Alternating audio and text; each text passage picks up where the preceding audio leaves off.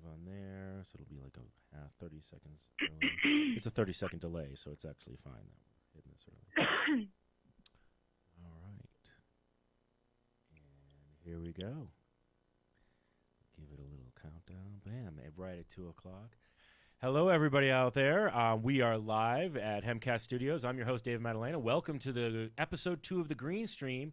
We're going to be talking about the past, the present, and the future of hemp textiles. And there's pretty much nobody better to join me via Zoom than Miss Summer Star Haeske. And she has been part of the hemp movement since basically age 10. We tried to do this interview. It was starting so well. I know it was, Summer, on Friday, but obviously I am not the best producer for myself and couldn't figure out the audio problems. If anybody has any issues, please send it out in the chats, but I think we got everything figured out. And we're rolling now on Facebook or on YouTube, so feel free to check out both platforms or just stay on one with us. Share it out with everybody out there. I'm going to have Summer join me right now. So welcome to the show, Summer. And that's not what I'm trying to do. Hold on. There it is again. Trying to be your own producer, Dave. There we are. Hi, Summer. Hi, everyone. Hi, David. Hey. Great to be on the new show with you. It's so good to have you on. I'm very happy to know that people should be able to hear you now. And so that's exciting. Good. That's good. Yeah. Yeah. If you guys, just our beautiful facial expressions we had going on. That's right. They were like, I don't know what they're talking about. It must be interesting though. Just so everybody knows, if you do want to chat or ask questions, I highly recommend for right now for this stream going to our YouTube page at hcmagazine.com. And the reason for that is it's going to be easier for me to follow one. I don't have the technical capabilities yet to do 2 chats at once. Hopefully I'll add that element next week. So, Summer, let's get to it. So let's kind of talk a little bit about what we started on last week when we started our first attempt at this. Can you give everybody a little bit of your background and kind of how you were raised into the hemp industry? I mean, at your age, there is nobody who has more experience at your age in the hemp industry, I think, on the planet. And I may be wrong, but as far as I know, you're the most experienced person. As far as it's definitely been a part of my life, my entire life, and thanks to my mother, I was raised around some incredible hemp in every level of your life. Of course, at that time, we were fighting to still even be heard on what hemp and hemp products were. I was the kid in school that, would be learning about something in history and say, well, when are we going to learn about the hemp part of this history here in class?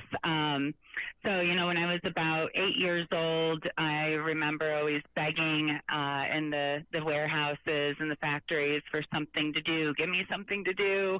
And I got to count in the products, so backpacks and fanny packs and jackets and making sure buttons and zippers were working, and found some interesting things stuck in there from random countries as little gifts for us that would come in. Really? So they wouldn't have to put it on the packing list. Yeah, I mean, you'd have everything from teas and coffees to, little notes in some language that you couldn't read. It was pretty fun. So at the end of every shipment, I'd have a little pile of goodies that I had found random within the products as well. So is there like a super memorable thing that you got once that you're like, I can't, do you still, have you saved it or whatnot? Is there something that just really sticks out? I started a collection of bugs. Those weren't purposely put in. Hopefully that's accidental. These super cool, different colored beetles would end up in shipments. And you know how you'll go to festivals nowadays and people are paying, high dollar for some really cool frame with butterflies or bugs. I had made a couple of those out of the bugs I found in the shipments. And, it's interesting because over the years of working with hemp, not only do people get attracted to it, but animals are so attracted to hemp. And so it only made sense that we'd end up with some of these bugs inside. And they were just the coolest, big giant beetles with funny noses and really neat characteristics. That's actually really cool. Yeah, that was kind of a funny thing. And by 10 years old, I was having pizza parties with my girlfriends where we were cutting swatches of fabric to go into some of the first fabric books. Back then, of course, we didn't have hundreds of brands requesting samples every day. We were having to go out of the way, and my mother and her team would go and, basically attack brands to let us send these beautiful big books and huge fabric samples so they'd have a really good hand on it.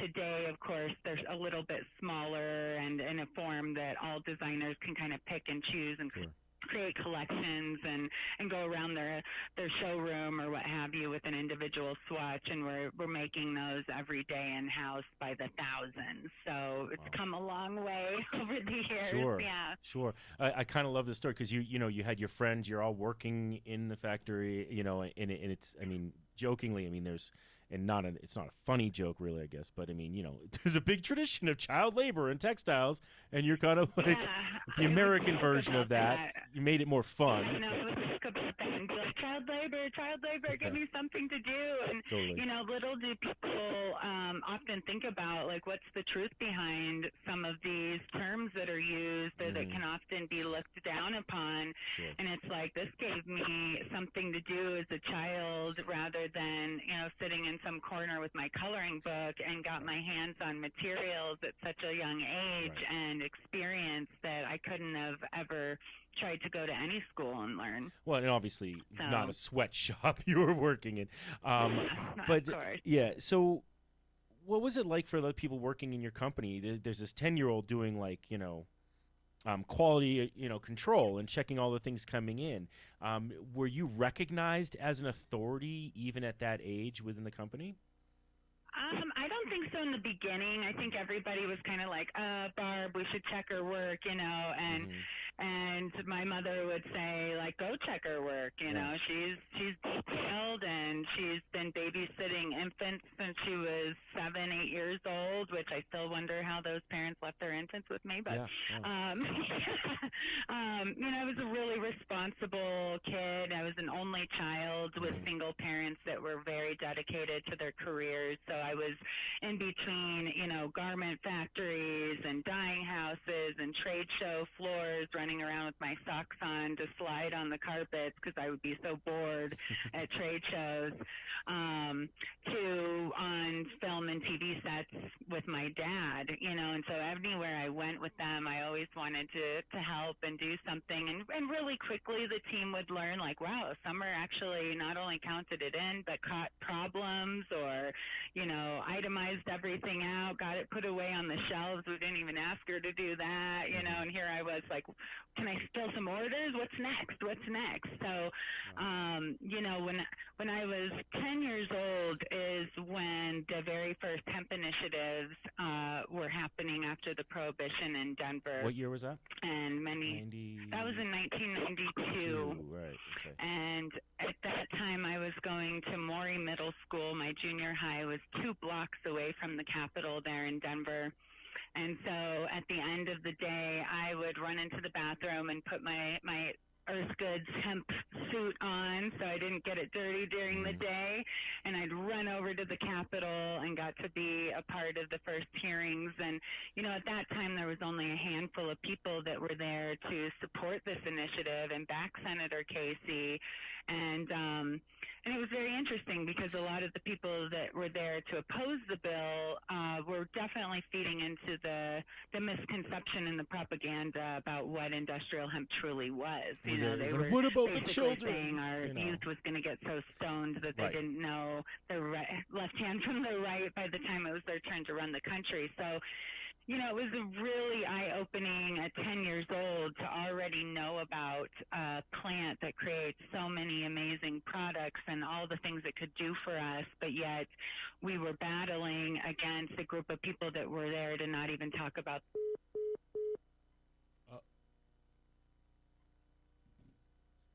I just lost Summer on the phone. I'm going to give her a call right back. 1 second. Somehow we lost her there. Let's try that one more time.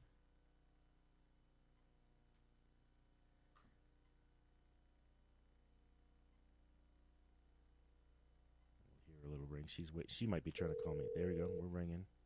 Okay. Okay, there you are. Am I there? You're there. Okay. You're there. We got you now.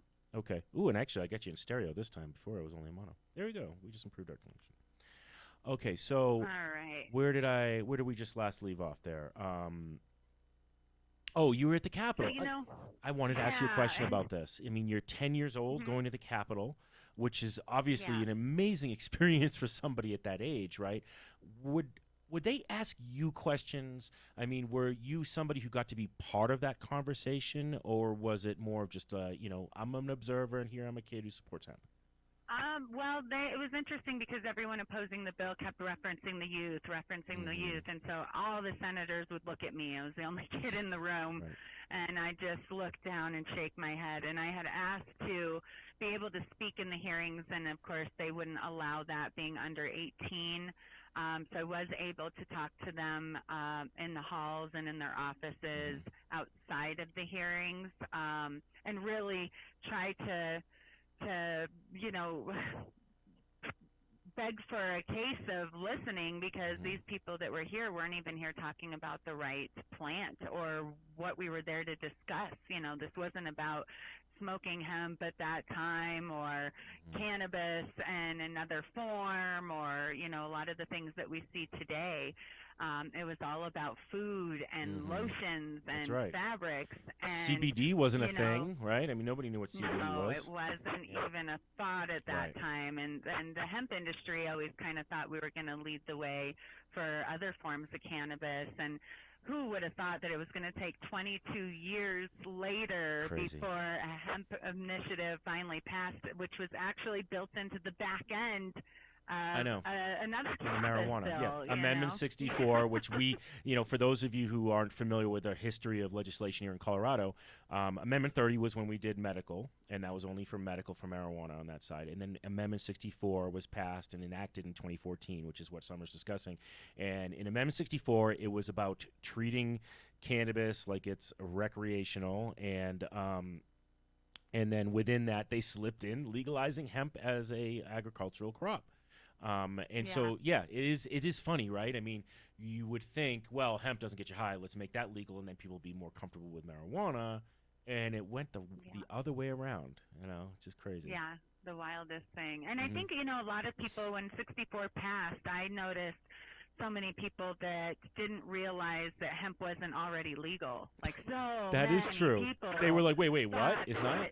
Yeah. Hemp had passed years before, and but I go and buy my lotion in malls and body shops, and I go to natural health food stores and buy hemp all day long. What do you mean you guys still aren't allowed to grow it? And I go, we're still fighting. And at that time with 64, we knew, hey, this isn't it. We still have a long way to go. Yeah. To get our own initiative going and really start identifying the rules and regs we're going to be under with Department of Ag. And that speaks really to the insanity of how we, in a lot of other countries, but really let's talk about the U.S. here, the insanity of how we've treated hemp. I mean, what you're saying is a really important point to make is we allowed hemp to be imported into the United States from Canada. Specifically was one of the largest imported countries that import into the United States, but it had to be already made product. So we were forced to buy these imports as opposed to creating them ourselves. It's just crazy to think about, right? And the biggest block, I would say, was probably the DEA was one of the bigger blocks to that. Wouldn't you agree? Yeah. So right after that initial legislation in Denver, that, by the way, we lost by one vote. Okay. That was in 1992. One vote. Yeah, in 1992 by one vote, and obviously back then we were showing up to the door with our great hemp threads, and Aguadas was there. Yeah, he hadn't yet created the hemp ice cream, but it was all on its way. And we're basically saying hemp is good, it's great, let us wear it, and we learned from that we had to actually have all the credible evidence to back up all the things we were saying. And so that's when my mother started really documenting everything from, flammability tests on different fabrics. She was actually on Denver news, primetime news, lighting a skirt on fire outside the Merchandise Mart to show how toxic it was compared to natural fibers. Doing tests and lab studies. I mean, so much that was this credible, documented evidence that nobody could deny anymore when you're utilizing a accredited U.S. laboratory. Yeah. It's hard for the opposing parties to now say, oh, well, that's not correct. Yeah. And so, at that time, it was a very difficult time. There weren't enough people out there buying products. So as my mother was developing new brands and new collections, she was actually headhunted by Steve D'Angelo, which a lot of people know Harborside on Wellness, the medical side, and don't realize his past with the hemp as well. I did not know, actually. I did not know that. He sent her off to the mountains of Transylvania, Romania, and said, hey, I hear there's hemp in those hills. Go find it and make me this product line. And long story short, it took about 3 years to get these facilities up and running, the farmers growing, standardized collection of fabrics that then made all these great products. And then here's all these great products, and there weren't really a lot of buyers. And we always had our house here in Glenwood Springs, which was such a huge tourist spot with that, largest hot springs pool in the world being downtown and all the fun, great tourist attractions. Little spot, yep. So we ended up opening the nation's third hemp shop under the bridge from 1990 to 2000. And so as I was a kid, I was coming up in the summers and holidays and whenever I could and running the hemp shop and, learning who else was out there. At that time, there was a bunch of small food companies hitting the scene. I'll never forget the first toasted hemp seeds that would come in little packages, and there was a sea salt, a plain, and a Cajun. And I would give myself stomach aches off the Cajun because I just loved these things so spicy, much. Yeah. I ate them all. It was like, nobody else is getting these. I'm going to eat them all. And I traded the last 3 hours to have this whole box of hemp seeds to eat.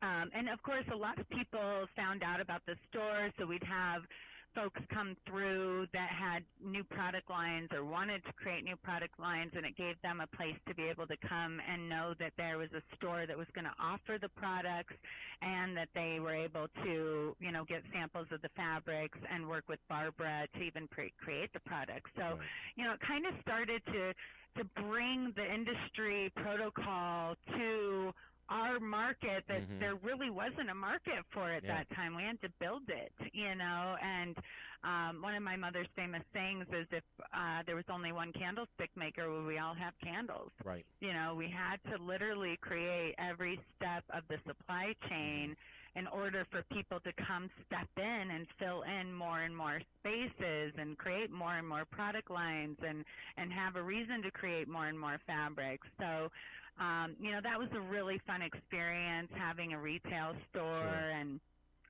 still to this day, I'll have people that will contact us and say, I walked into this little store in Glenwood Springs and saw a leaf and was ready to turn around and leave. And you had to have been 14, 15 years old and jumped in front of me and said, wait, give me, 2 minutes of your time. It's not what you think it is. And change their lives to be able to even open up their minds to hemp and then, of course, see all these amazing products right in front of them. Yeah. Hey, I got a question from a Scott Marchant, who actually is a high school buddy of mine. So what's up, Scott? But he wanted to ask a quick question, which is a really good question, and it's something I was going to ask later on, but let's get to it. Scott wants to know, should we expect an explosion in the fabrics, et cetera, industries as more states decriminalize, medicinalize, or legalize? Yes. Have you seen that trend? I think it's to kind of be specific, like every state that you've seen legalize, you see more hemp production going on there too, as far as purchasing. Yeah. We actually tend to see it prior to their legalization because a lot of these grassroots campaigners need hemp tote bags and hats and T-shirts to go hit the streets. Yeah. Of course, hemp apparel products have always been something that helped push the envelope, because when you're wearing something right in front of somebody and saying, yeah, this is hemp, and check this out and feel it, and especially with fabrics, for somebody to be able to feel it who hasn't ever worn or purchased hemp, and understand it's not this itchy, scratchy, jute-like hippie material anymore. It's come so far. It really helps to open the minds of the public in that area and go, yeah, why aren't we supporting something like this? And wow, it can help our farmers have healthy product productions, jobs, and healthy products for us. It just makes sense. It does make sense, right? I mean, and I think for those out there who are just coming in and want to hear a little bit about hemp fabrics and why it's such a valuable textile in the marketplace, can we kind of touch on, we use this comparison a lot, right? A hemp versus cotton comparison. I don't know if there's anybody better in the world right now besides you or your mom who can have this conversation. So can you kind of give us a little bit of, apples to apples comparison between the two? Absolutely. When it comes to natural fibers, everything's a pyramid, right? So the best is on top and it kind of trickles down. And when it comes to natural plant fibers and natural fibers to wear and produce with, your hemp and bast fibers are on the top. And that's for many reasons. It all starts with the growing. So when you compare hemp and cotton, cotton takes so much of the world's water to produce in the first place. Then it's going to cotton gins and mills where oftentimes it's chlorine bleached, so you've got a chemical process, and not one step, but sometimes multiple, depending on what they're doing with it, or if they might be blending it with something else.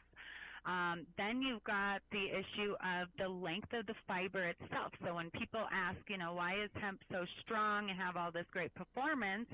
Well, cotton fiber averages anywhere from a half an inch to 2 inches really small, long. Right.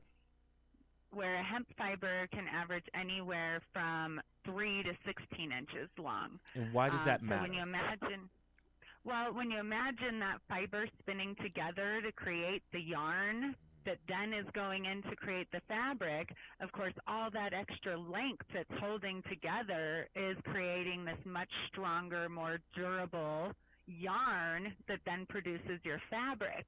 And then hemp is a long, hollow fiber. So when people say, hey, it's breathable, it keeps you warm in the winter and cool in the summer, well, that hollow fiber is acting kind of like a thermal in the winter and allowing it to be breathable in the summer. So that's where that wicking capability and the breathability comes into play. And then we've also got the added benefits of when you produce a hemp fabric correctly. So this is something really important for everybody to understand, especially right now in the U.S., because we're all excited about hemp being able to be grown here and produced here. Everyone's kind of starting to see that the CBD marketplace has somewhat ballooned or is losing the capability for everybody to make a good profit if you don't have security in multiple levels of the supply chain. And a lot of farmers don't know the first thing about growing a specialty crop that want to grow hemp, and CBD crop is absolutely a specialty crop, and they want to grow real traditional, sow the seed George Washington hemp. So, of course, we've got the capabilities to start making some shifts right now towards the industrial varieties that will give us fiber, grain, and hurd. And when we produce this fiber in a mechanical, natural way, we're keeping inherent benefits of the plant. And so when my mother has done the lab studies on the antibacterial, antifungal, anti-yeast properties, that was due to actually processing the fiber correctly and maintaining these great attributes all the way down to the fabric. Right. Wow. And so I kind of do want to, before we get too deep into it, am I losing? Nope. Sorry, that's somebody trying to So before I get too deep into more on the fabric, and thank you for answering that really specific question, by the way. I want to kind of backtrack a little bit into your days as an activist, as a young activist too. You know, just touch one more time a little bit on the past. You know, because you got to rub shoulders with Jack Herer and all these amazing activists for hemp. And I mean, you grew up with them. So there was a question I asked at the last episode, and I want to ask it again because your answer was so poignant and so awesome. And, you know, obviously nobody else got to hear it. So if you were to have a Mount Rushmore of hemp, like these are the people who helped build the hemp industry as it is now, or help set the stage for everybody, who would you put on that mountain? I, of course, would start with my mother because without her, I would not be here today. And thousands of brands that we deal with every day wouldn't have what they need to create. So obviously, Mom would be on that Mount Hempmore. Mount Hempmore, And then exactly. I would also include absolutely Anita Roddick, who is the founder of the Body Shop in the early 90s when Operation Pipe Dreams was initiated. They gave everyone 30 days. The DEA gave everyone 30 days to get their hemp products off the shelves. And to get them at off that the time, shelves.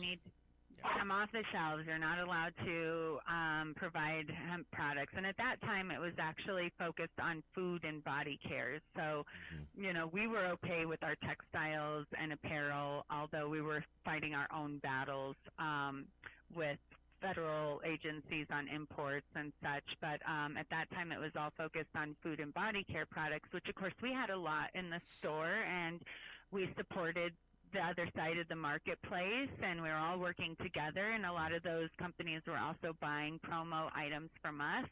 And so everybody wanted to stand their ground and say, no, we're not going to take these off our shelves. You know, we've got these great hemp seeds coming in from Canada that you guys have made them have to toast them so they're no longer viable. So what are you worried about? Yeah. You know, and this lotion is awesome.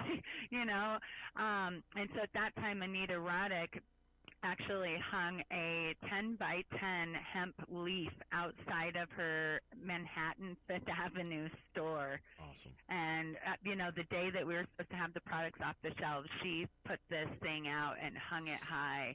And it was thanks to her and Dr. Bronner's soap that funded the fight against the DEA for these products to stay on the shelves. But it went on for, you know, a little under a year where it was like, okay, now you have 45 days to get them off your shelves. Now you have another 30 days. And, oh, we're going to come in and find people and shut you down. And, you know, she really had pushed the envelope and in so many ways, you know, not only for hemp, but she supported many indigenous programs around the world, one of which we took on after her passing in the early 2000s, which we can talk about a little bit later. It's not a hemp item, but it's just a really good thing to know that there's these great programs out there to support, and oftentimes the groups that are behind them are also kind of freedom fighters in other areas as well. So when you support and back a particular company or organization, you're usually supporting many great things that they're doing.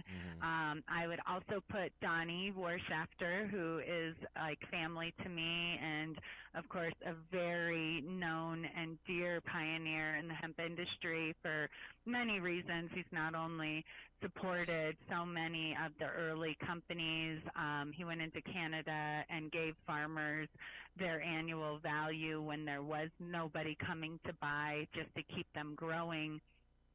He purchased the Ohio Hempery to make sure that that piece of history was still there for people, and of course he's still plugging away today. I would also put Michael Sutherland, who we also have lost over the years. He was another one of the first hemp apparel pioneers. He had People's Hemp, wonderful soul, pushed and fought on every level, and really went out of his way to unite the world with hemp clothing. I would put Madeline Martinez, who is a little bit more known probably on the cannabis side of things with Normal, but she was always someone that I looked up to when I was very young. She had, of course, purchased shirts for Normal organizations, but I got to build a personal relationship with her as another woman pioneer that was fighting the good fight in the industry. And not only does she fight for cannabis and medical rights, but women's rights, Native American rights. She's really a voice to be reckoned with and just brings so much amazing energy. And of course, I'd also put Ben Drunkers, who is a wonderful associate in the fiber and composite marketplace and has a wonderful family business as well. So that would probably make up my Mount Hempmore. It's a good size Mount Hempmore right there, actually. It's good. Yeah, like and of that. course Jack. You can't leave Jack. You can't leave Jack out, of course. Absolutely, sitting on top on the mountain. Yeah. And if it wasn't for Jack, we would all probably still be trying to explain the difference between hemp to so many people around the world. Yeah. No. I mean, for me and a lot of us in the industry, I think Jack's book was really eye-opening. And I remember reading it in college because, of course, I was trying to impress some girls. So she told me this great book, and I was like, "I'll read it." Now, we're smoking a bowl, and all of a sudden it was like, "Oh wait, there's what I thought hemp was just rope, and it was this hippie thing, and who cares, right?" And that was the beginning of my education, right, in like 1993 or 94, somewhere around that time. And I wish I still had that copy of that book, but and it was one of that was the first like scratch of the surface for me. It's like, wow, it's not just something to get high on. Cannabis has all these other values. Yeah. And I believe it was Jack's book that even triggered, some of the first big brand names to bring hemp in. I mean, when he did his Europe launch, Ecolution brand, Mom and Steve and Etienne and everybody was off in Germany at the Biofox show launching Ecolution with the table in front for Jack to come and sign the books, and then the hemp Adidas, across the back wall, and all the great Ecolution products. And it really triggered this wave across the world. And, obviously the first wave was kind of more the down-to-earth, conscious, more hippie style, community, because they were open to this. They already kind of had a foundation of knowledge about plants and how this can help better humanity. But of course, that book has been a tradition to stay alive for decades and multiple generations now that still, reference the emperor wears no clothes. They do. They absolutely do. Pretty amazing. I know. So, look, we've kind of gone a nice chunk of the past on the textiles for you and your like history as a activist growing up as an activist. I do actually want to ask a question on that side. What would you say to activists? Because you're an advocate, you're an activist, you're a business person. There are a lot of people in this industry who, myself included, have gone through this, where there's a burnout, right? Where it's like, okay, I mean, when do you get to that point as a hemp activist or advocate where you're like, wow, we finally accomplished what we needed? Because we haven't yet. We've got a huge hurdle where it's now legal, but that's just really, it's like now we're at the beginning, or we're at the end of the beginning is maybe a better way to put it. Because we finally have it legal. Now we have to create business and industry. You have held the mantle so long, and so is your mom. Like, how do you guys have the staying power? How are you able to wake up every day and say, I'm going to keep fighting this fight?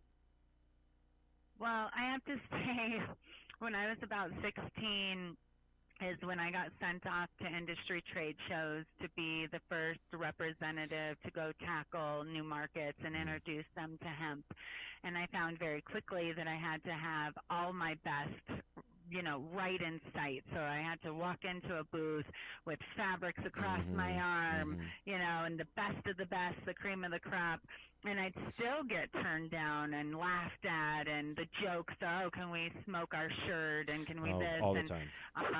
I was a kid, and I couldn't understand why so many weren't more knowledgeable or more open to information or willing to look outside the box. I mean, oftentimes people tend to stay within their little market and what works for that market, and where to go, take the key points of whatever they're going to use to market their product. And I remember so many times ending up in the bathroom at trade shows in tears, and having to figure out, how am I going to pull myself together and go hit that floor again, and whether I get 1 out of 100 or 1 out of 50 or 1 out of 10, like, I'm going to make a difference today no matter what it takes.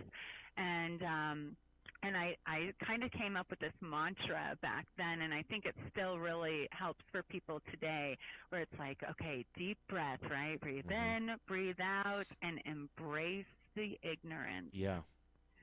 Because otherwise it's only going to drive you crazy, It does, and so the big thing after that was more, okay, how much time do you spend on the ignorance? Because I would find I would be standing and talking to a farmer for an hour trying to get him to listen to me, when I just lost the opportunity to catch 10 others. And so then I kind of had to reevaluate and go, okay, I've embraced the ignorance. I'm I'm not going to break down or lose it, because guess what? Yeah, that 1 in 100 has already pushed the envelope that much further, and so then it was about, okay, how much time do you give those people, and how do you try to connect with them in a way that even if you decide to only give them 3 minutes, that you've left them with a piece that is now going to enlighten them and want to make them go educate themselves further after they leave you, right? And that's an important point to make, right? I mean, I've actually spoken about this at NOCO before, where I said, look, how do you become a steward of the message of hemp? And one of the common mistakes I've seen from new people in the activism side, even people who've done it for a long time, and please tell me if you've seen this as well, is they're so excited about hemp. When they see somebody, they just vomit all of the information at them. And like it, right? And you just see the person they're talking to is like, there's no way it does all these things. You're full of crap, or it's just too much information, because there are so many things hemp can do. And it's funny because it's its strength, but it's the weakness for the activist or the person trying to educate people, right? So you made a really good point. Like, what do you do in 3 minutes to impact that person? And I think that's the conversation that comes down to who's your audience, knowing who your audience is, because you're not your audience, because you're already educated, right? So exactly. And it was one of those things. Well, that's number one. That's number one. If you're talking to another hempster, don't spend the time and your energy to preach to the choir. Like the last 6 years, I go to events and I have these people, and I'm so happy to see so many people that are there and excited. But you don't need to stand there and tell me all these facts and things that you researched, because now you're just wasting both of our time. Totally. And I'm sorry, but that's really the case. I mean, we're all so busy, and every minute counts right now, especially with the movement that's happening in our country, that you need to come prepared. And whether that means you're a new customer calling me and you need to have your notes down and have reviewed the website or the catalog and be ready to know what you're going to ask for, or as detailed as possible. If you do have 100 questions, okay, let's get right to it. But don't waste your time with the folks that are on your side. They're there for you to be there to confide in and get advice from, or to get that pick me up when you do need it, because those people that you've talked to did kind of put you down. And so when you're looking at who your audience is, for example, when I'd be talking to farmers, the best analogy that I could use with a farmer would be Hemp for Victory campaign. A lot of times it was these older, good old boy, second, third, fourth generation farmers that hadn't heard about hemp since World War II, and oftentimes as soon as you mentioned the world, remember in World War II, it was mandatory to grow hemp for the war. Yeah. And next thing you know, they're lighting up and going, oh yeah, that's right. And wow, well, how did we ever go the direction we went in?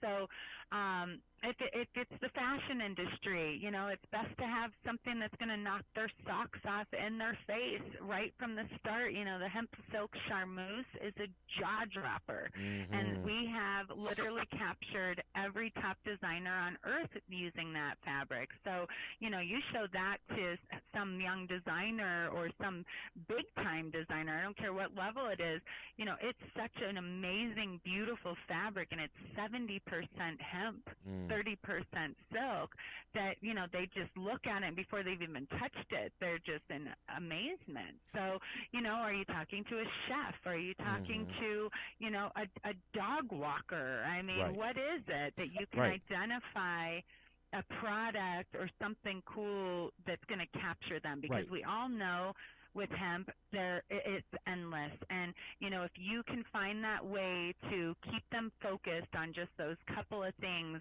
that was something to spark their interest or help them see where they can fit in to this all, you've captured them. And that's what I would speak to. And then it's just going to grow from there. Yeah, no, and that's exactly what I would speak to too. I would say, look, you need to stop telling them something and start asking them what's important to them.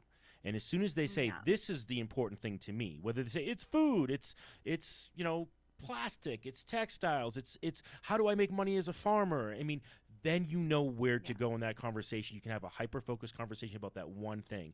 Get them to be turned on by that one thing and let them discover all the other great things that you want to vomit at them, but you just can't. You got to hold it back.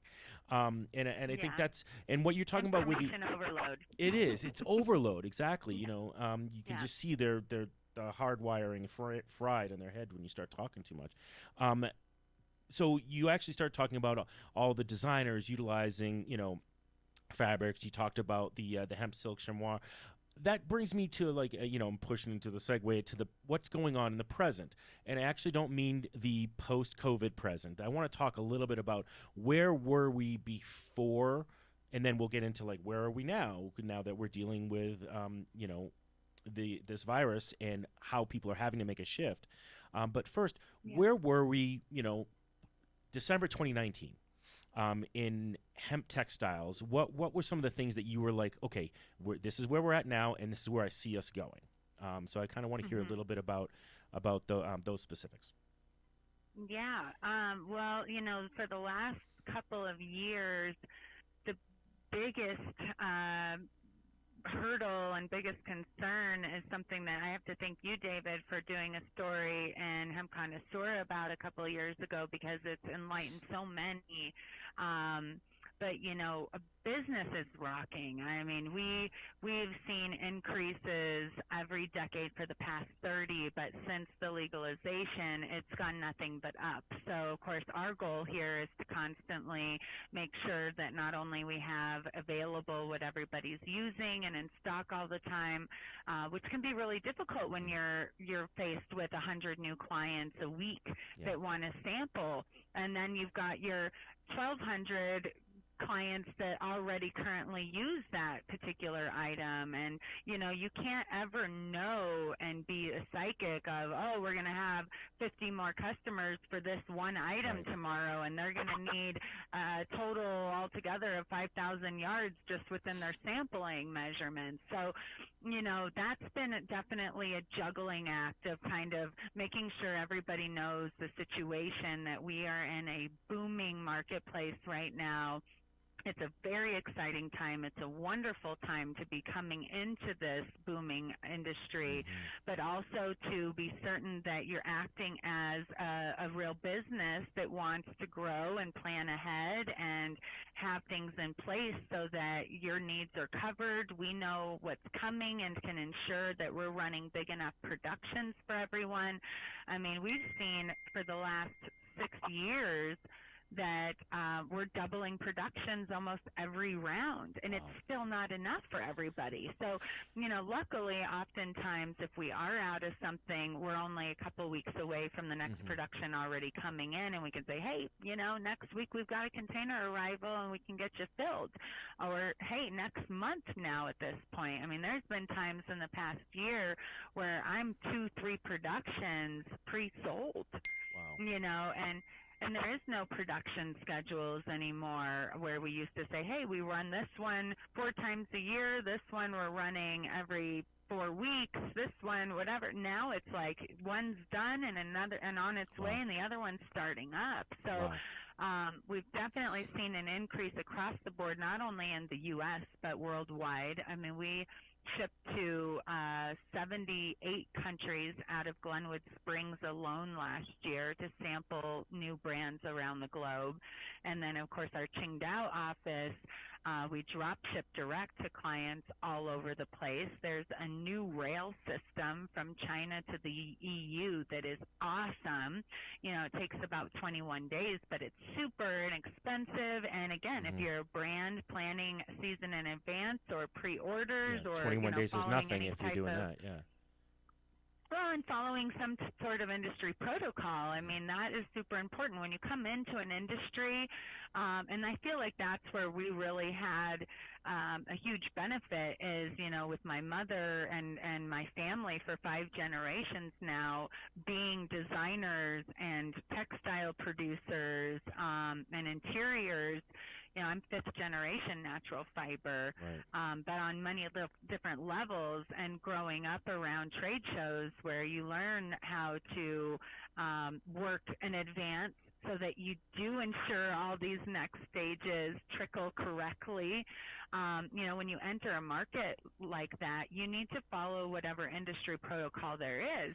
And we've seen, in the CBD side of things where there was never an industry there and there was no protocol. And the companies that kind of created a protocol are the ones that have made it through. And the others unfortunately suffered because they had no kind of guidelines to follow and understand how to make it work, And so, even when you're entering something totally new, say you're creating a product that's never been created before, find something that is a similar type of market attribute that you can follow the protocol and know, like, okay, I've got a good system and procedures in place that, I'm not going to go too big too fast and bury myself. I'm not going to, do too little or put a whole bunch of product out for consignment and then wonder why at the end of the year I haven't made any money and nobody's paid me. I mean, I've seen it all, and it's really sad sometimes to see it. I have a lot of clients that'll come in the door and say, hey, my dream account is this huge box store that we all know. And I unfortunately have to say to them, like, no, it's not. And they're going, well, yes, it is. I always wanted to be. And I'm going, no, you don't want to be in there, especially starting out. Big box stores demand, 60, 90-day terms. 20% off of wholesale and buyback programs, where if they don't sell X amount of your product, you're buying it back from them when you wouldn't have produced it in the first place if it wasn't for their order. And then you hear about some of these big box stores that never even put it out on the shelves in the point of purchase. Crazy. I mean, imagine that. Wow. So unless you have, a team of reps that are going to go hit up every one of those stores in that region and make sure your product's not only on the shelf, it's where it's supposed to be, it's being restocked, it's, all these things. And I think a lot of these brands don't realize, too, that you've got something so awesome and so unique in a marketplace that is really demanding it now. I mean, so many markets have become hemp to hemp and understand that, there's not all this propaganda, or as long as it's kind of marketed or the display's correct, or, I mean, sometimes not even. I was just in Natural Grocers yesterday or Sunday, and they have a whole end cap for CBD with leaves all over the place, and there was no like educational information. It was just a whole bunch of brands, products stuffed on there. Well, and it was cool to see that we've gotten to that point. Well, we're in Colorado, so we can. I think there's a we are lucky, and I think we do take it for granted out here. I know I do, and if I go to another place and I'm like, what? Wait, you're not where we are yet? What? Well, how are you not here yet? And like, we just got legalized. We still got a learning curve. But if you could, like, okay, I have to ask this question. So CBD, you brought up CBD yourself, so I wasn't even going to bring it up. But on the CBD side, I mean, like I said, you and I mean, you way before me, so you're not even close. But we both were working on educating people about hemp before we knew CBD was even part of the equation, or it was even, a thing. Do you think it's a good thing that CBD has become the almost carrying the torch for hemp as a product, or do you think it's? I mean, has it helped more than it's hurt your side of the industry? I guess is the question. Yeah, no, it's definitely helped. In the beginning, I will be honest, I was very upset about it. I was more upset because it was being so isolated. Even a lot of farmers today that grow CBD crop, or like, why are we calling it CBD? Like, it's not an actual variety of hemp. It's just isolating one particular cannabinoid out of, so many that are useful and have all these great purposes. And obviously, in the beginning, there was no infrastructure for anything hemp in this country. So it made absolute sense that, we had to start with something that could be built upon, and we're still kind of in that shift of, okay, we've got all these farmers, we have all these products that need base materials. I'd love to be making fabrics here. I want to be able to have my mother put in the foundation and the structure of the U.S. before she's to an age where she shouldn't be working anymore. I mean, she should be able to take a break, and it's not like she's that old, but I mean, she's in her 60s, and she's busted her tail for many decades now fighting the good fight, and it's time to relax a little bit. But, we need people that know how to do it right to lay the foundation for all of us to take to the next level and really grow on. And so, the CBD thing I think is awesome. I think we're going to face some really hard transitional times.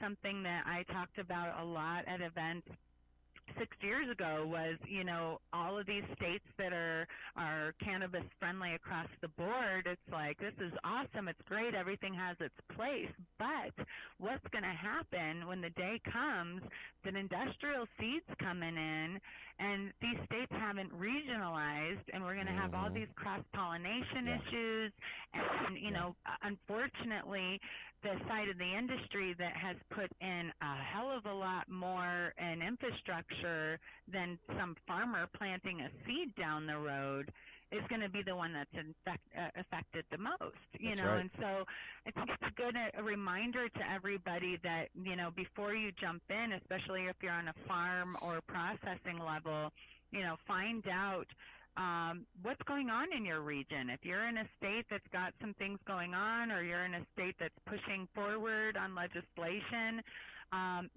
show up to the meetings, get involved with any of the local Facebook pages, talk to your Department of Ag, understand, what are the people doing in this 100-mile radius or more, because that's another big kind of debate for people is how far away do you have to be? Yep. And it's like, well, do you want to learn the hard way? Yeah. And we don't want to come in and affect people that are already established. But guess what? When it comes to industrial hemp, like, there's going to be a need for a lot, and there's going to be a lot, and it's going to be everywhere. So, we want to see everybody be able to win in the end, and the shift is coming right now. It is. So, well, and for that, to even like hone in even more in that, let's just say I'm a farmer in a brand new state that's really just delving into hemp. All right. I'm here. I'm coming to you, Summer. Why should I grow hemp as a full-on fiber product? compared to a CBD product? Can you give me what's the argument for textile growth instead of CBD? Well, I mean, number one thing that I like to educate people on the difference with the crops is just the growing practice. You know, when you look at a CBD farm, it's one plant per square meter. It's only female. They're using a lot of water and other growing agents depending on the farmer and what they're wanting to do.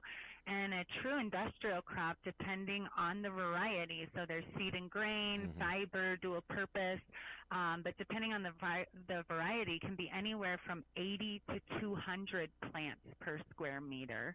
And it's males and females growing together, and it's so densely planted that that's what's keeping the weed suppression, because the sunlight's not able to penetrate through to the ground. And, you know, it doesn't take a whole lot of water, it doesn't take a whole lot of much to, you know, let it just go. Right.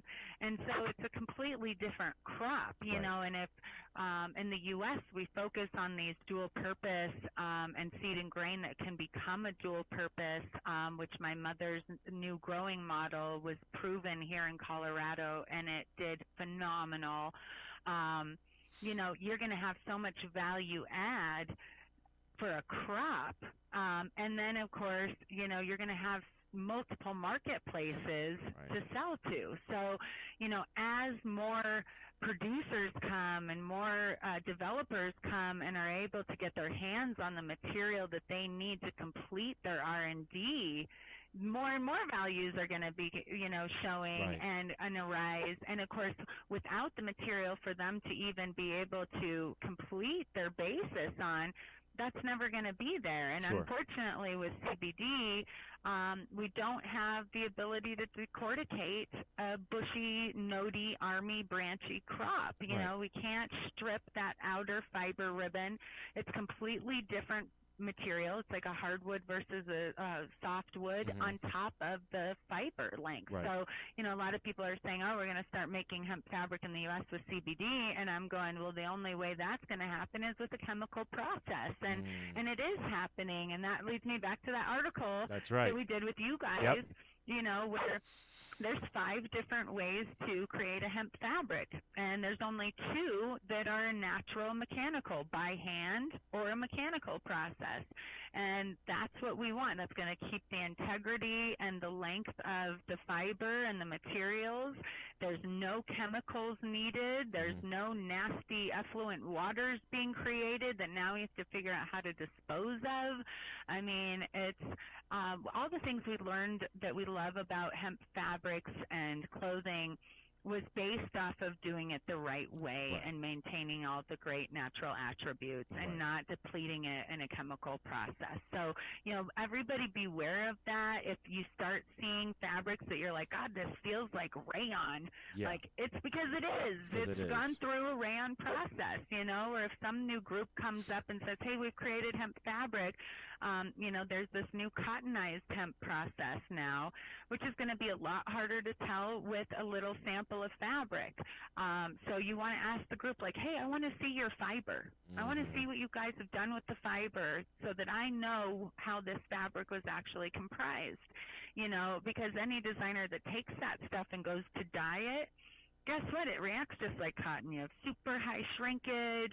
You have pilling issues. You can get holing. I mean, you could end up with a disaster in the end. And guess what? You have no claim now because you just went and altered and changed that base material and wrote them off, because the second you dyed it, they don't have to take it back now.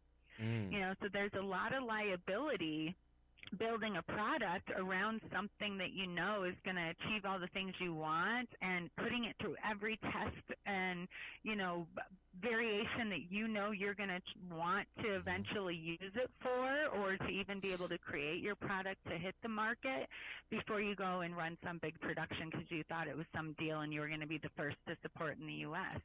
And it's a really sad, unfortunate situation that we're now in a time that we can no longer support all things hemp. We have to know, you know, whose side are we on? What are we supporting? You know, just like they say, there's better and worse vape pens or whatever it is that's your jam. Sure, sure. You know, it's the same with the fabrics. It's the same with foods. It's the same with everything, you know, lotions that we're putting on ourselves, everything we come in contact with. Yeah.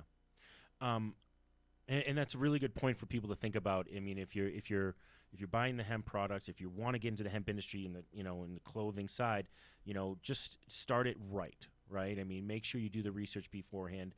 This is not a get rich quick scheme. It's worth a few $100s. Yeah. You know, it's like I tell people all the time, like, don't take my word for it. You know, you're the one building a brand.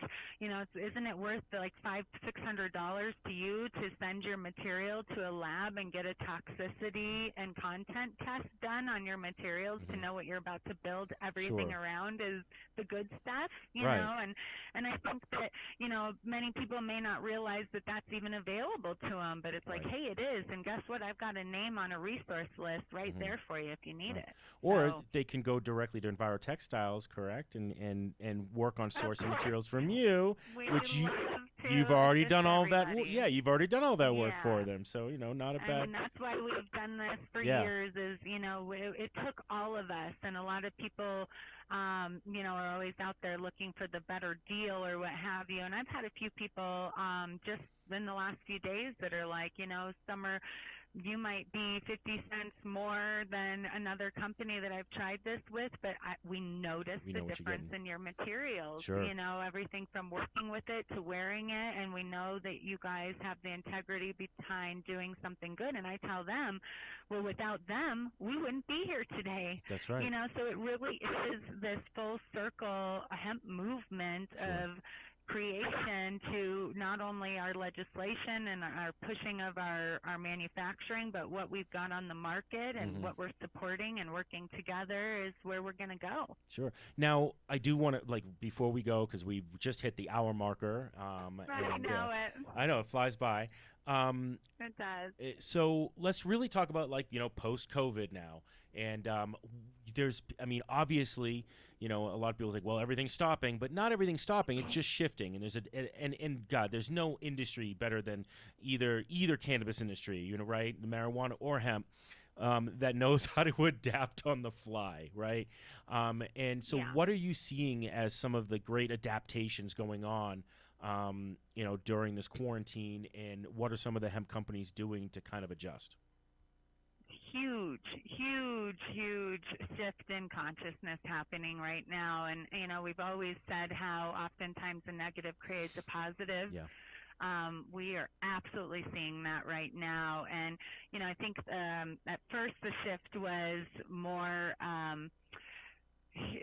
like a mandatory thing for people. So, for example, the first week of March, you know, we had a couple of days, right, when quarantine hit the first few states where everybody kind of had this panic moment of silence where they just didn't know what to do. Right. So there was a couple of days where we went, I wonder what's going to happen.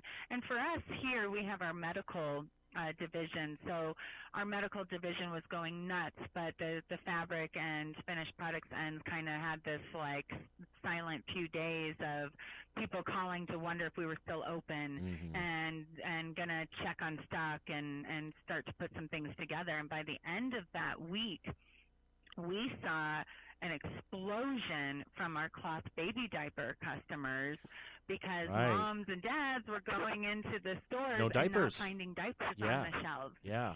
And so it was forcing parents to have to go find an alternative, and they ended up with hemp cloth baby diapers in the end, which, you know, a lot of our cloth diaper companies said, these, you know, new clients are kind of kicking themselves in the rear right now of why they weren't doing this all along. You know, it's saving thousands of dollars. They don't have to worry about them being on the shelves. It's a little bit more work, which I think you experienced. We've talked about it, you know, and I'll say for those out there, I mean, like it's really rewarding if you're doing the process, and we did it when we first had our daughter Mia. My wife kind of lost it after a month or so of doing that, and just was like, it's so much work, and with all the other things that we're doing, she's still trying to work and all that, and so unfortunately didn't last as long as we would have liked to do. on the hemp diapers. We still use the diapers, by the way, as towels, and they're these wonderful soft microfiber towels. And I know everyone's like, what? It's like, no, they wash great. They're antimicrobial and all that great stuff. But it is a little bit more work on that end, but it was really rewarding when we were doing it until we got exhausted, and then she's like, I'm done, and I'm like, come on, honey. She's like, screw you. I'm going to work, and it's a lot of work, though. More work. It definitely is, and then to it too. So a lot of those diaper companies offer, blog sites where a lot of mommies can come together and share tricks in the trade, and obviously you have to have a pretty good stock of cloth diapers so that you're not constantly having to clean them just to have one on the bums. But we literally saw an explosion overnight, and we sold out of every fabric you could even make a cloth diaper out of within about 1 week. Pallets were going out of here to make diapers. So that was huge. I do want to say, if we were both quarantined at home during the diaper side, way easier to do this. So I mean, I just when you're working, you're in and out, and everything's in a rush, like it was, especially at that time for us. It wasn't as easy as I would say if I was like now that I'm working from home. Totally could do it. Don't need it now, but I could. And so I think that is something to say too. Is like I'm at this point now where I'm not going to kick people in the butt, and myself included, if we can't be perfect environmentalists. It's like, don't give it up. Just keep working towards it. Keep working towards it, and you'll get, you'll be able to add more and more layers. But every little thing counts. And I remember every little thing counts. And when you told me about the diapers, it was funny because it never occurred to me. I mean, my first question when I had first asked this to you last time was, I was assuming you were going to go into masks, like everyone's making masks. And when you said the diapers, it was like this big old light bulb. Like, of course it's a thing, I mean, because everybody's buying up the, all the diapers. But are people making masks? Are people making masks? Pads, oh, right. All kinds of things. That first week and a half was all the serious, hardcore, essential home products that people use every day. Sure. By the second week is when we started seeing that everyone had, a big portion of our clients had shifted their production over to creating masks. Right. And so I'd say currently we have probably about 250 different clients that are making masks. A lot of them initiated it with whatever material they had in-house. So they could be making dresses or jackets or, backpacks, and all of a sudden they started making masks. And then, they start calling in, and a lot of them are familiar with the fabric that they use, so they continue just buying that to continue the mask. Others said, well, is there something better that could be used? A tighter weave is what my guess would be, is what their, would be the best thing. Yeah. So it's important, for everybody to understand, with masks, there's multiple uses for masks right now. Of course, everyone's concern is the coronavirus being in their vicinity and getting sick. So, when we're talking about micron-sized particles, actual medical masks are made from non-woven material. It's never a woven, and that's because fabrics, no matter what form, aren't tight and dense enough to block those micron-sized particles. So it's really important when you're buying a fabric mask that not only you're buying something that is good and healthy, like a hemp fabric, that, you're not going to be out in the sun or your hot car and the temperatures are literally offsetting some, synthetic fabric now up against your nose and mouth, and you're inhaling toxins from plastics. But you also have your hemp, which is antibacterial, antifungal. So against the mouth, it's going to also keep things more healthy going on underneath your mask. So a lot of our clients, some are actually inserting a non-woven layer or an insert that can go in and out. That's what I have. Others have created a pocket where you can literally put in anything. So whether it's a coffee filter, folded up paper towel, toilet paper, any non-woven material you have is going to create that non-woven layer that's needed. And then, of course, you have your great fabric mask to reuse and wash and just insert another non-woven if you need to.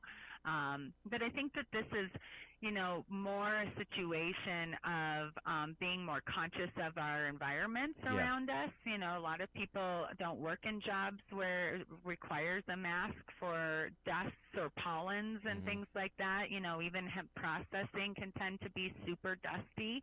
Hemp farming can be super pollinating. Sure. And so, even some of the folks in our hemp world are absolutely folks that need to wear masks and to do their job and on a day-to-day. But I think that right now a big part of it, and one of our clients had said, that's producing masks, said, it's kind of more about having something that's simple and comfortable, but that's also making those around you feel more comfortable as well. Right. Well, and that's a conversation I keep having with people, honestly. Summer is, I literally just had a conversation with somebody, a mutual friend of ours, by the way, who's like, there's no point in wearing a mask. And I'm like, well, the wearing the mask isn't to protect myself. I'm not scared about getting the virus personally. It's more about I don't want to give it to somebody else if I'm asymptomatic. And I think that, when he's like, well, they don't work at all. They don't work. I'm like, well, maybe they don't work 100%, but, they can help. I mean, you can't tell me a mask isn't going to minimize something. I understand it's porous. I understand if it's fabric. I mean, obviously, like you just said, I mean, it's non-woven. Masks are the ones that work the best, obviously. But I think it's a consideration. It's just showing I care about my fellow man or woman, then like it's not a fear thing. That's a big thing I think people need to get to straight. I feel like I'm in super good health, and that me too. I could totally be a carrier and not even know it. And exactly. There's no way that I would go around anybody and threaten their health. I mean, my dad's dealing with some health issues. We're going to have to bring him down to the VA next week. I'm worried about having him in my car, where I'm like, okay, we are going to like completely sanitize this thing before we go pick dad up. And then we're going to be wearing our masks the entire time we're with him, and being in a close vicinity like a car, it's like, well, okay, the distancing's not really, able to happen. So what do? You do everything else possible that's in your,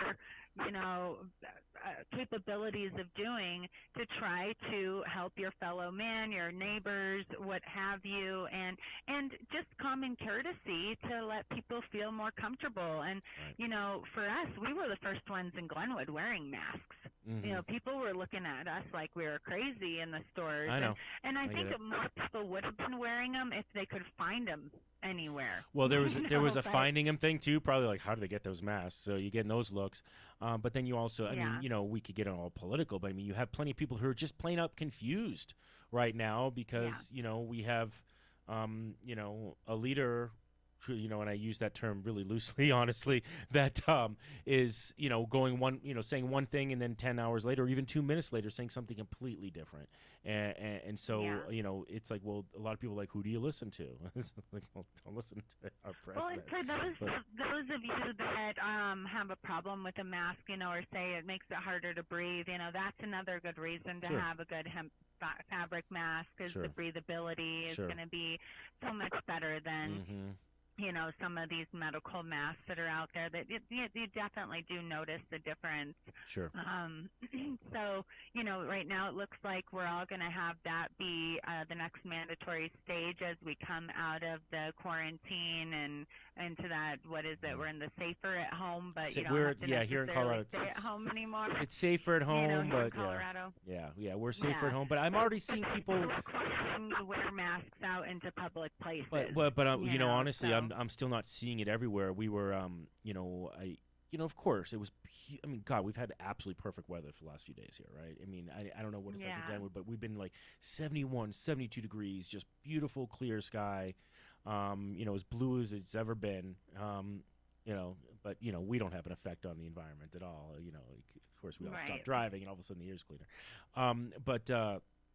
you know, I mean, I live right by Sloan's Lake, and you go out and they closed off all the parking lots, but you couldn't still even get to the lake, park nearby it and just walk out. Because, of course, my daughter and I were like, well, we'll have a little picnic in the grass and we'll be away from everybody. But, oh, yeah, everybody else was thinking the same thing. But I see so many people running, biking by each other on that lake path where they're like a foot away from each other, and there's nobody's wearing masks. They're sweating. There's, I get that there's probably a lot of people who have the antibodies already that we can't test and know, but it's like, I mean, I still feel like we're just rolling the dice every time people go out. And it's amazing how few people were showing respect to social distance, respect by wearing masks or whatnot. And I get it. There's some, I'm not going to tell somebody what to do personally, but I'm also going to not be near you when I can tell you that you're irresponsible. Right. That's just what it is, right? I mean, it's just, you have the freedom to do what you want, but maybe just stay amongst yourselves instead of yelling or telling people who are wearing masks to make them feel bad. I don't know. It's just crazy. But so let be in the last couple minutes, and we have links for Enviro Textiles, so you don't have to do the whole plug. Everybody can check it out. The links on YouTube and on Facebook right now, and please follow them. And if you are interested in getting into the hemp textile side of things, there's no better company to reach out to first, and then to talk to Summer and her mom Barbara. But before we go, so we have this quarantine. Do you think it's gonna massively affect hemp textiles and the growth of it, or do you think it's just a hiccup for the textile industry?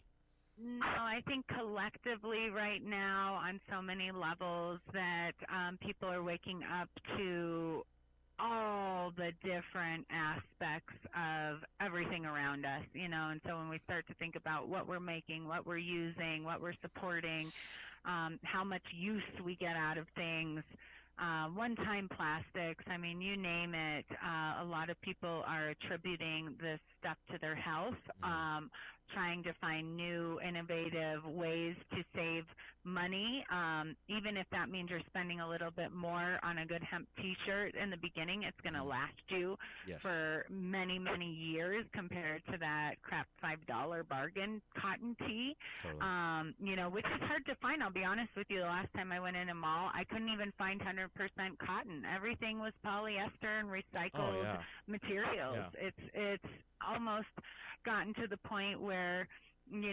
everything around us is so toxic. And just 2 days ago, CNN did an awesome article called "The World is Paying a High Price for Cheap Clothes." And I'd love for everybody to check that out because it is such a great walkthrough on just how real and what a horrible situation we've created for not only our environment but ourselves with what we wear. And just like more and more people get conscious about what they're eating and putting in their body, it's just as important as to what you're wearing and putting on your body. So, check out articles like that, check out our sites, and, of course, we'll keep coming on to share information. Oh, yeah.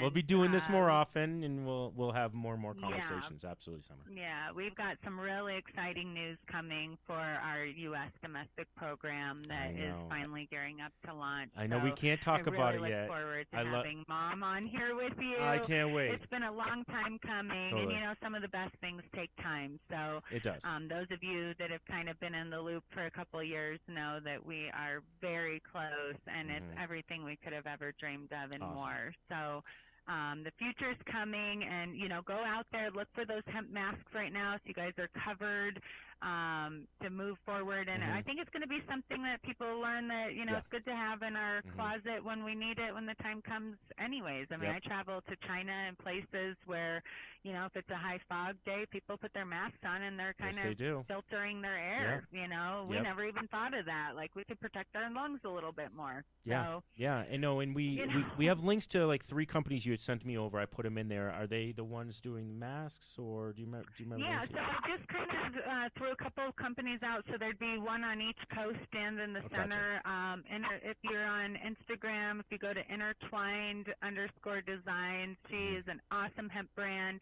So she's got great men's and women's apparel, but is also doing masks right now.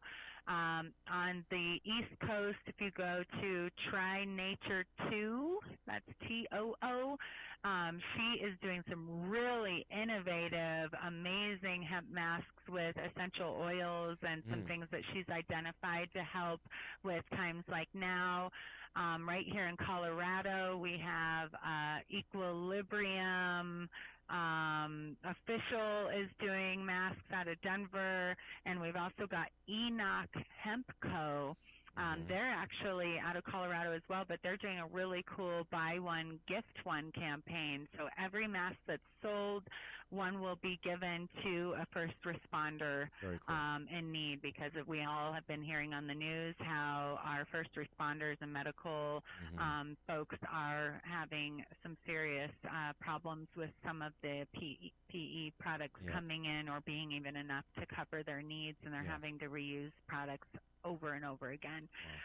So, go out, search, check out your favorite hemp company and ask them what's up. I wouldn't be surprised if they're offering them, and you can get yourself a great hemp mask or, of course, some kind of new hemp apparel item. A lot of us have been wanting to see everyone that is a supporter on any conscious level shifting their closets to hemp or other truly natural fibers. Yep, I'm slowly doing it. It's not as easy, it can be expensive if you want to do it all at once. So you just do it a little bit at a time, Start saying, okay, every time I buy a new hemp outfit or a new hemp shirt, maybe get rid of 2 other ones, because that hemp one is worth 2 in my opinion. I tend to wear same. You'll see me in this show. If I'm doing this live every day, you'll see me rotate through the same stuff, but I've kind of minimized my closet in that way.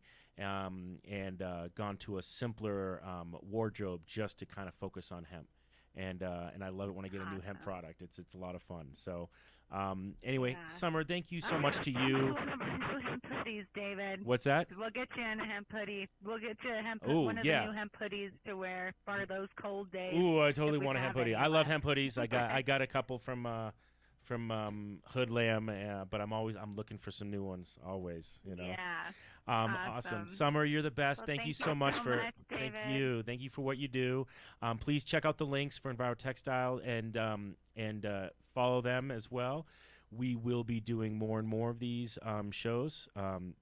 We'll say goodbye to Summer right now. Summer, I love you. Thank you so much. Everyone. We'll take care. All right. Bye-bye. Bye-bye. Okay, guys. Well, thank you so much to Summer again. That was an amazing conversation. And I just wanted to say, really follow them, really support Enviro Textiles. Like I said, these are the OGs of the industry, and they have done an amazing job of pushing the envelope and getting hemp textiles out there. So really big shout out to Summer and for all the amazing knowledge and information she's imparted on us today.